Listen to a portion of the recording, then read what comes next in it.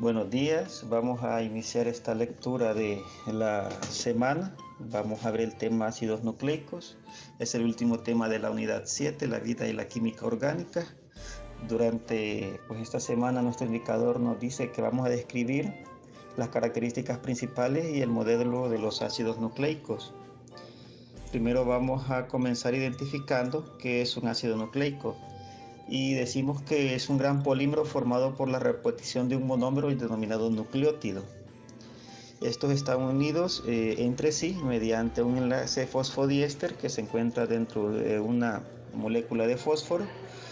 Los ácidos nucleicos los podemos encontrar en dos partes en la célula. En la primera la encontramos en el núcleo. A ese ácido nucleico que encontramos en el núcleo lo denominamos ADN, o el nombre que ya todos conocemos, ácido desoxirribonucleico. Y también la encontramos fuera del núcleo, en estructuras, ya sea en unas organelas llamados ribosomas. También los encontramos de manera independiente. Y a estos ácidos nucleicos encontrados en el citoplasma los denominamos ARN. Sería una de las principales diferencias entre cada uno de ellos. Entonces vamos a pasar a lo que son las características y por qué son importantes los ácidos nucleicos. La principal función es que almacenan la información genética de los seres vivos. Es bien común decir que nuestro ADN es el que nos dice exactamente quiénes somos, y tiene mucha veracidad. La mayoría de cosas que nosotros podemos manifestar, ya sea de carácter físico y también temas relacionados con la salud, están dentro de nuestro ADN. Eso quiere decir de que la información de, por ejemplo, nuestra estatura, nuestro color de piel, nuestra complexión física, todos los rasgos propios de cada uno, lunares, tono de cabello, forma de los dedos, forma de las uñas, toda esa información genética está guardada dentro de nuestro ADN, y por eso es importante estudiarla. También nos dice que otra función principal es que esa información genética que nosotros tenemos dentro de nuestro ADN la podemos transmitir, y eso se hace a través de la herencia, eso es a través de la formación de gametos. Eso es un tema que vamos a ver dentro de la unidad 9, que vamos a hablar sobre lo que sería mitosis y meiosis. Pero generalmente la información genética se transmite a través de los gametos sexuales, que son los óvulos y los espermatozoides. Y otra función principal de los ácidos nucleicos es que estas ayudan a regular el metabolismo, porque nos dice que la información guardada en el núcleo celular se expresa en forma de proteína. Esto lo podemos entender desde la forma amplia, diciendo que, por ejemplo, cuando nosotros tenemos un cambio, ya sea de manera hormonal, por ejemplo a través del crecimiento, todos esos cambios son expresados por el ADN en un cierto punto de la vida de un individuo.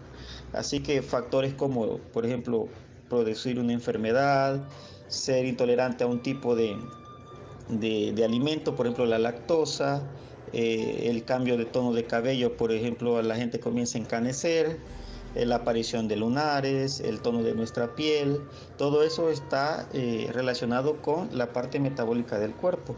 Quiere decir que el ADN, la información genética que se encuentra en nuestro núcleo, se comienza a expresar en ciertos momentos y nosotros comenzamos a experimentar ciertos cambios.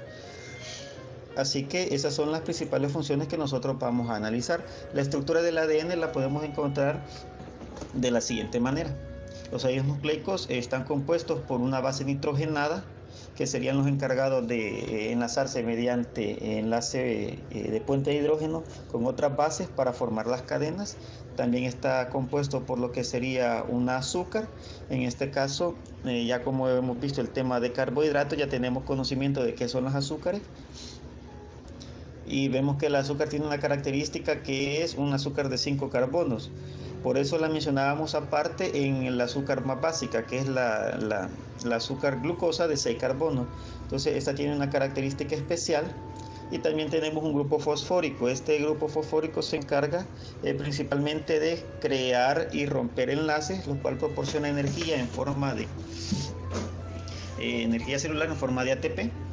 Pero esta es la estructura básica que nosotros vamos a conocer como un nucleótido, que sería la forma básica de un ácido nucleico. Entonces, primero vamos a pasar a identificar qué son las bases nitrogenadas. Dice que las bases son un grupo que se clasifica en dos. Las primeras bases las conocemos como purinas y estas tienen la cualidad de ser un anillo doble. Esto quiere decir de que son unas cadenas de carbono de forma circular, pero que están doblemente, están repetidas. En cambio, las pirimidinas solo conforman un anillo simple.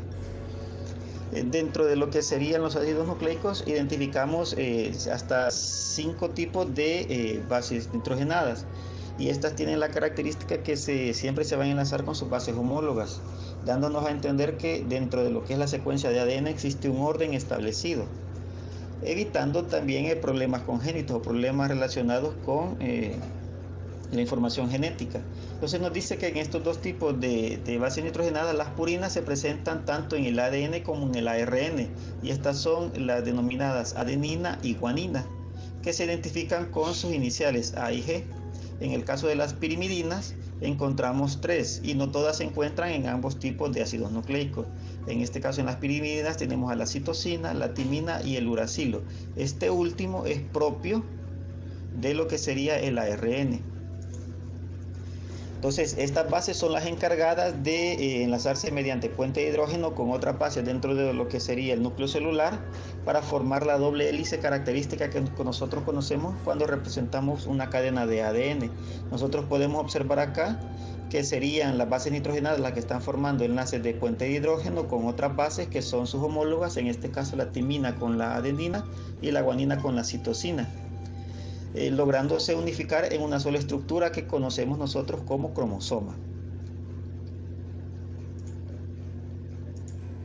Seguidamente tenemos lo que sería la parte estructural de la cadena, que corresponde a lo que es su azúcar, y esas están unidas mediante un enlace denominado fosfodiéster con sus azúcares homólogas, dándonos a entender que la forma en la que el ADN se estructura es a través de sus bases nitrogenadas y a través de sus enlaces de puente de hidrógeno, dando una consistencia de una estructura más sólida. Tanto el ADN como el ARN está compuesto por un tipo de azúcar que ya denominamos ribosa.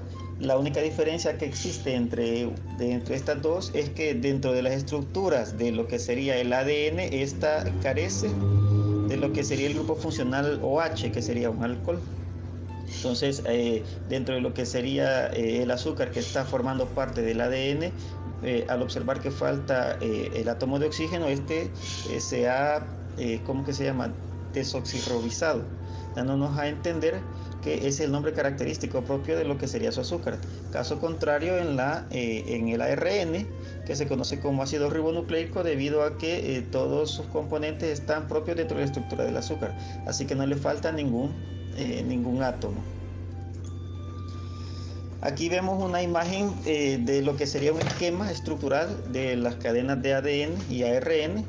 La principal diferencia también entre ellos es de que el ADN es una copia, por lo que solo necesita la mitad de su información genética, debido a que las bases nitrogenadas siempre hacen enlaces de puente de hidrógeno con sus homólogas. Nos dan a entender que si nosotros tenemos la copia o la mitad de una cadena, por el hecho de que sus bases solo pueden enlazarse con su homóloga en lo que sería pirimidina y purinas, nos da a entender que nosotros podemos obtener el resto de su información genética. Ahora vamos a pasar a lo que sería la diferencia entre lo que es el ARN, y nos dice que el ARN es una cadena simple. Aquí creo que lo tenemos. No. El ARN es una cadena simple que corresponde a una copia del material genético que se encuentra dentro del núcleo. Si nosotros ponemos, como de decirlo de una mejor manera, exponemos el material genético, quiere decir de que su membrana nuclear es por alguna enzima se rompe, el material genético tiende a degradarse, entonces este está protegido por el núcleo, por lo que si el ADN tiene algún problema, ya sea por tipos de radiación o algo, este hace que la célula muera. Por eso es importante tenerlo guardado. De la única forma en la que nosotros podemos obtener esa información es a través del ARN, por lo que decimos que el ARN es la información genética que sale seguramente del núcleo para que el ADN no se dañe. Entonces podemos identificar el ARN en 3 tipos. Primero es el ARN mensajero, y este es lo que se hace cuando se denomina el proceso de traducción de ADN. Se crea una copia de esa cadena de nucleótidos y esta copia sale del núcleo. Entonces a ese ARN lo denominamos ARN mensajero. Este ARN mensajero llega a lo que sería una organela denominada ribosoma, por el cual va a comenzar su proceso de traducción. Eso quiere decir que la información genética que ha caído y que ha salido del núcleo se debe transformar en una proteína, que es lo que el cuerpo manifiesta a través de su metabolismo. Para que una cadena de ARN se produzca en proteína, el ARN mensajero llega al ribosoma. Y aquí encontramos el otro tipo de ARN, que es el ARN ribosomático. Estas son pequeñas cadenas de ARN que forman parte de lo que en sí es la propia estructura del ribosoma. Y seguidamente tenemos el ARN de transferencia. Este es pequeños trozos de material genético que no forman parte del ADN ni del ARN, queriendo dar a entender que no forman parte de lo que sería la traducción del mismo. Estos se encargan, aquí lo podemos ver en esta imagen simplificada, estos se encargan de poder anexar lo que serían las pequeñas partículas de proteínas, los aminoácidos y comenzar a formar cadenas. Entonces tenemos en esta parte superior la cadena de ARN que sale del núcleo. Esta llega al ribosoma, que también tiene material genético, y el ARN de transferencia alcanza o absorbe lo que sería aminoácidos y comienza a leerse a través de lo que sería la base nitrogenada del ARN. Es un proceso bastante complicado en el sentido de que es muy difícil de comprender. Espero que esta explicación les haya sido muy sencilla y que les haya sido de provecho durante la lectura de la semana. Para la actividad, ahí vienen unas pequeñas preguntas, las cuales ustedes me van a responder, especialmente de la lectura, y también se pueden apoyar de lo que han visto en este video. Pasen una feliz tarde, cuídense.